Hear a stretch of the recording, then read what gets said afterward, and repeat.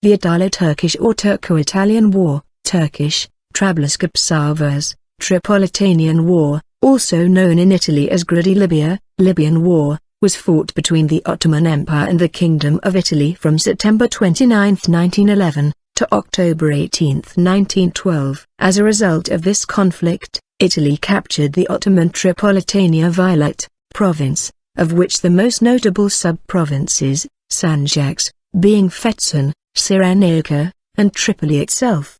These territories together formed what became known as Italian Libya. During the conflict, Italian forces also occupied the Dodecanese islands in the Aegean Sea. Italy had agreed to return Dodecanese to the Ottoman Empire according to the Treaty of Ouchy in 1912, also known as the First Treaty of Lausanne, 1912, as it was signed at the Château d'Ouchy in Lausanne, Switzerland. However, the vagueness of the text allowed a provisional Italian administration of the islands, and Turkey eventually renounced all claims on these islands in Article 15 of the Treaty of Lausanne in 1923.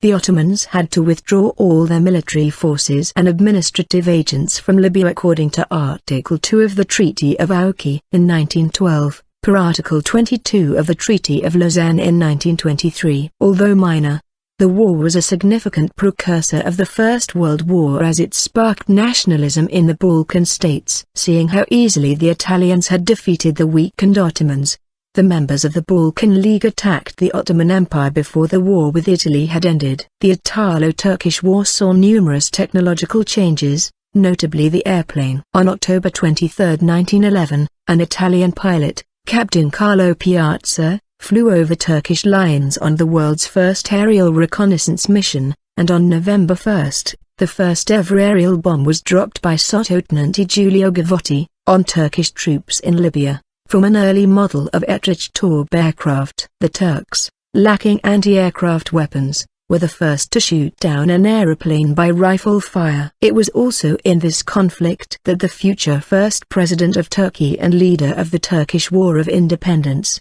Mustafa Kemal Atatürk, distinguished himself militarily as a young officer during the Battle of Tobruk. The claims of Italy over Libya dated back to Turkey's defeat by Russia in the War of 1877 to 1878 and subsequent discussions after the Congress of Berlin in 1878, in which France and Great Britain had agreed to the occupation of Tunisia and Cyprus respectively, both parts of the then declining Ottoman Empire. When Italian diplomats hinted about possible opposition by their government, the French replied that Tripoli would have been a counterpart for Italy. In 1902, Italy and France had signed a secret treaty which accorded freedom of intervention in Tripolitania and Morocco. However, the Italian government did little to realize the opportunity, and knowledge of Libyan territory and resources remained scarce in the following years.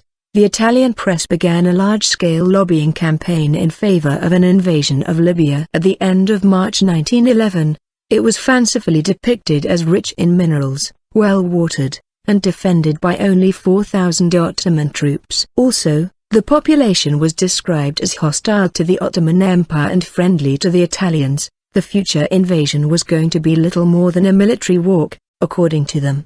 The Italian government was hesitant initially, but in the summer the preparations for the invasion were carried out and Prime Minister Giovanni Giolitti began to probe the other European major powers about their reactions to a possible invasion of Libya. The Socialist Party had strong influence over public opinion. However, it was in opposition and also divided on the issue. It acted ineffectively against a military intervention. The future fascist leader Benito Mussolini, at this time still a left-wing socialist, took a prominent anti-war position. An ultimatum was presented to the Ottoman government led by the Committee of Union and Progress, CUP, party on the night of 26 to 27 September. Through Austrian intermediation, the Ottomans replied with the proposal of transferring control of Libya without war, maintaining a formal Ottoman suzerainty. This suggestion was comparable to the situation in Egypt, which was under formal Ottoman suzerainty, but was actually controlled by the United Kingdom. Giolitti refused,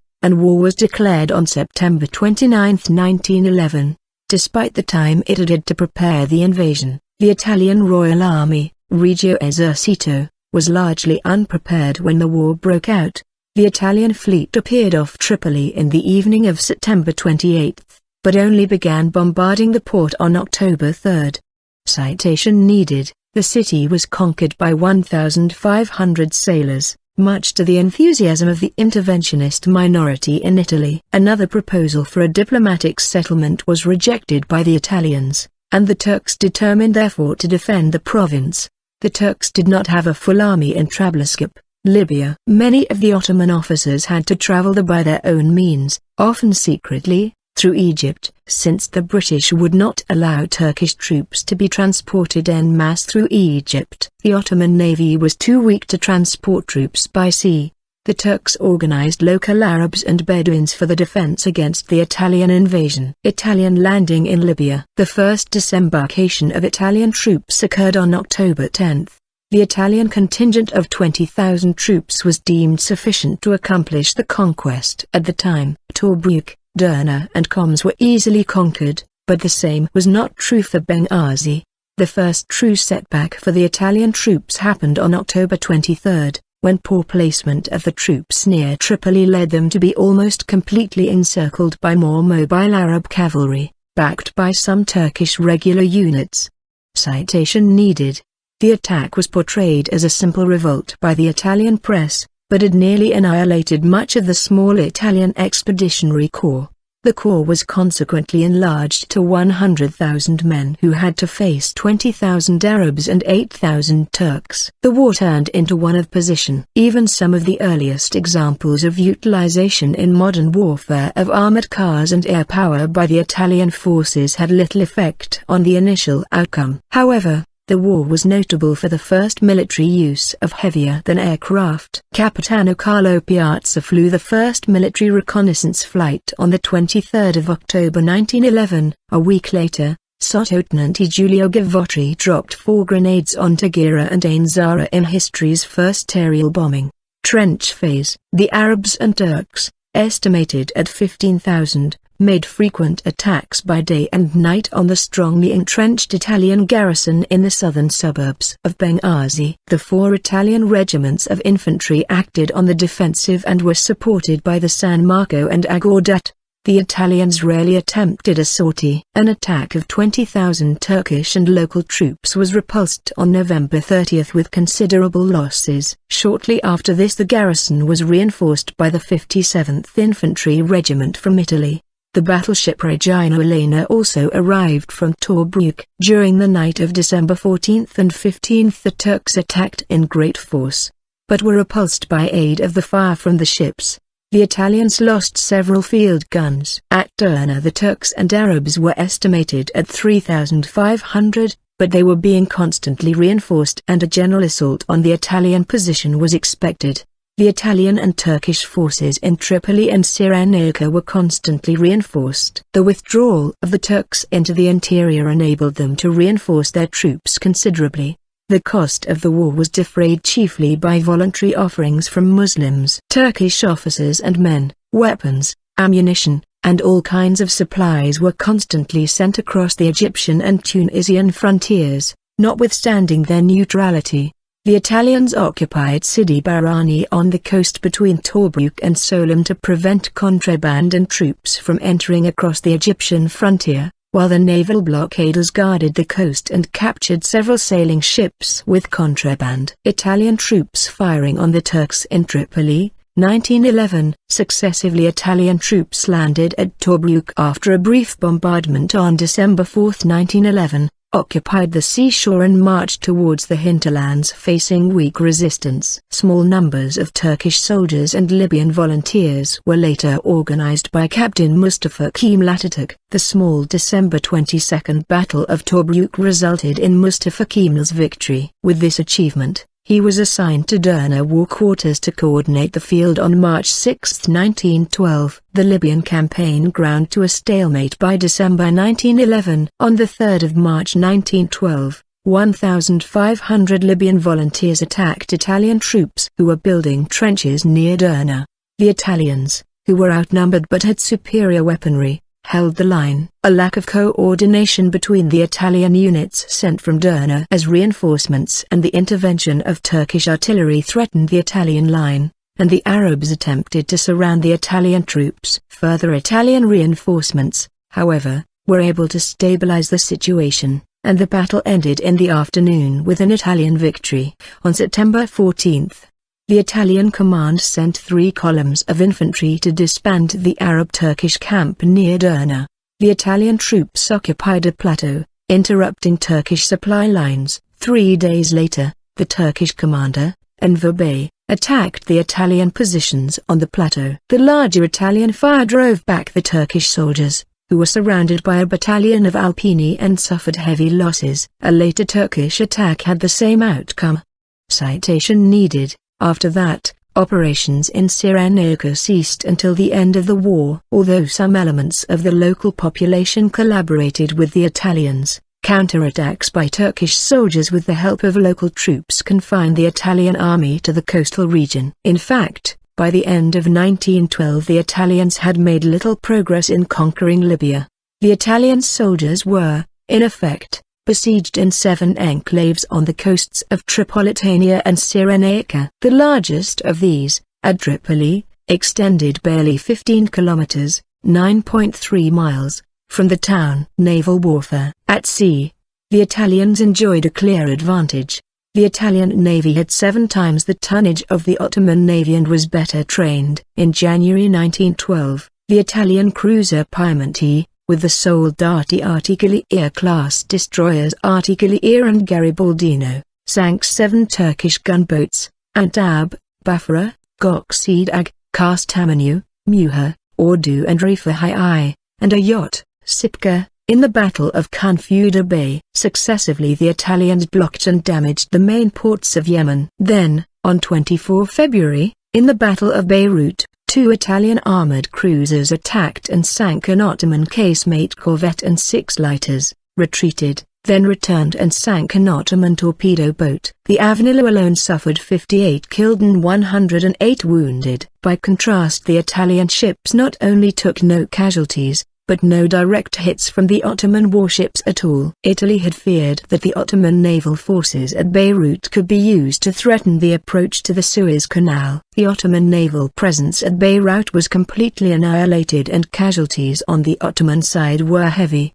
The Italian navy gained complete naval dominance of the southern Mediterranean for the rest of the war. Although Italy could extend its control to almost all of the 2,000 kilometers of the Libyan coast between April and early August 1912, its ground forces could not venture beyond the protection of the navy's guns and were thus limited to a thin coastal strip. In the summer of 1912, Italy began operations against the Turkish possessions in the Aegean Sea with the approval of the other powers that were eager to end a war that was lasting much longer than expected. Italy occupied 12 islands in the sea, comprising the Ottoman province of Rhodes, which henceforth became known as the Dodecanese, but this raised the discontent of Austria-Hungary, which feared that this could fuel the irredentism of nations such as Serbia and Greece, causing imbalance in the already fragile situation in the Balkan area. The only other relevant military operation of the summer was an attack of 5 Italian torpedo boats in the Dardanelles on 18 July. Irregular war and atrocities. With a decree of November 5,